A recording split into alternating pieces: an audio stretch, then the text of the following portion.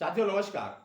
मैं राजेश शुक्ल आज पुनः दो महत्वपूर्ण अपडेट के साथ आप लोगों के समक्ष आपके अपने YouTube चैनल आरवी ग्लोबल पर साथियों एक महत्वपूर्ण जानकारी जो है वो झारखंड से है, तो दूसरी जो है वो सर्वोच्च न्यायालय से है।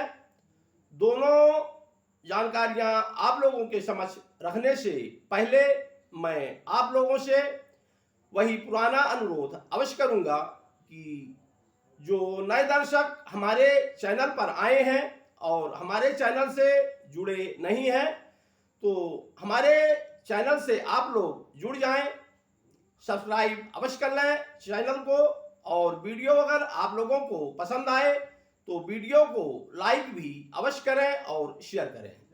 साथ ही साथ आप लोग अपना सुझाव हमारे कमेंट बॉक्स में जा करके अवश्य दें। आपका सुझाव हमारे लिए बेहद महत्वपूर्ण है। साथियों, झारखंड से जो जानकारी मुझ तक पहुंची है वो ये है कि झारखंड के जो डीजीपी महोदय हैं श्री अनुराग गुप्ता जी, तो अनुराग गुप्ता जी का कार्यकाल 30 अप्रैल 2025 को समाप्त हो गया था, लेकिन राज्य सरकार उनके इस कार्यकाल को 2 वर्ष के लिए और आगे बढ़ा दिया था। इस संदर्भ में जो महत्वपूर्ण जानकारी मुझ तक पहुंची है वो मैं आप लोगों के समक्ष रख रहा हूं। अनुराग गुप्ता जी को डीजीपी बनाए रखने के राज्य सरकार के निर्णय को केंद्र सरकार ने एक बार फिर गलत बताया है।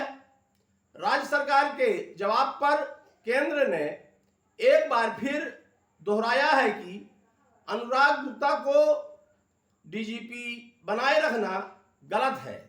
अनुराग गुप्ता जी 30 अप्रैल 2025 को सेवानिवृत्त हो चुके हैं।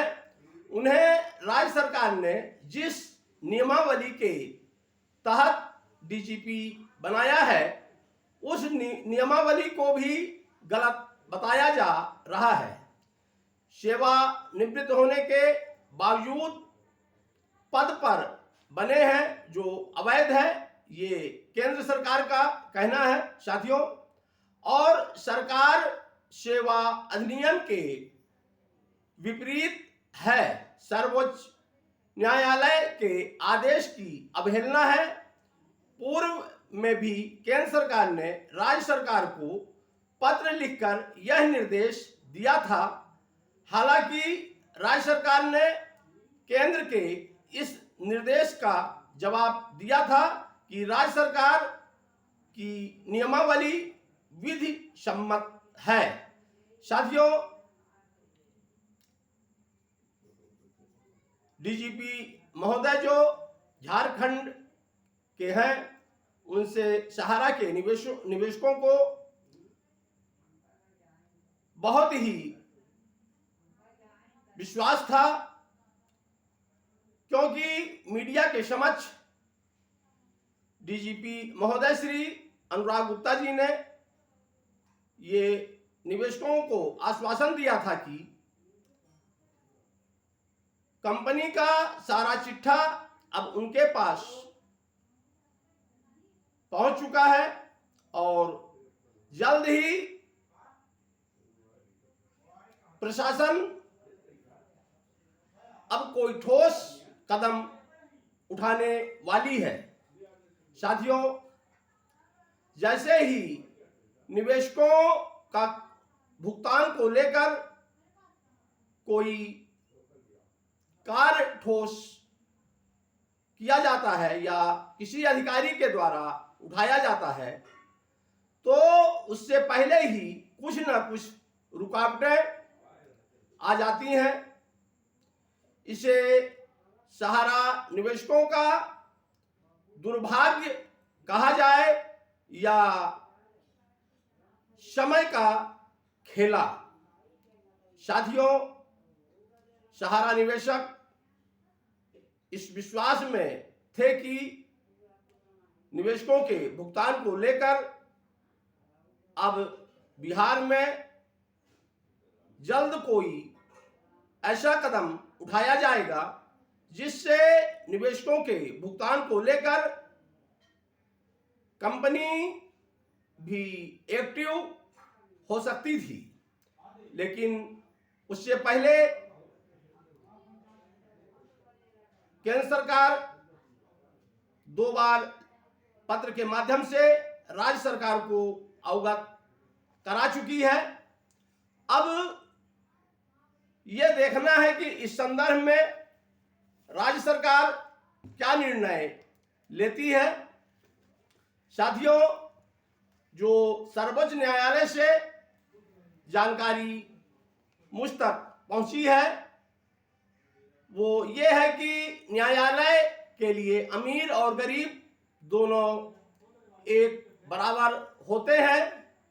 सर्वोच्च न्यायालय ने कंपनी को फटकार लगाते हुए कहा कि हम क्या अमीरों के लिए ही बैठे हैं। साथियों, रियल इस्टेट और प्राइवेट रिजॉर्ट मैनेजमेंट कंपनी को झटका देते हुए सुप्रीम कोर्ट ने अहम टिप्पणी की है।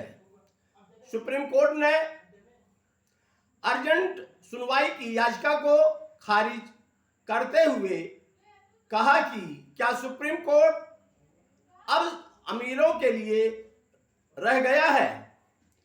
जस्टिस दीपांकर दत्ता और जस्टिस श्री मनमोहन जी ने इस मामले को अगस्त 2025 के लिए लिस्ट कर दिया है।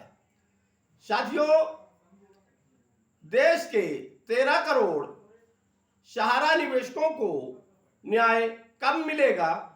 न्याय का इंतजार में निवेशक के 13 वर्ष गुजर गए हैं और उनका भुगतान अब एक कहानी बन रही है।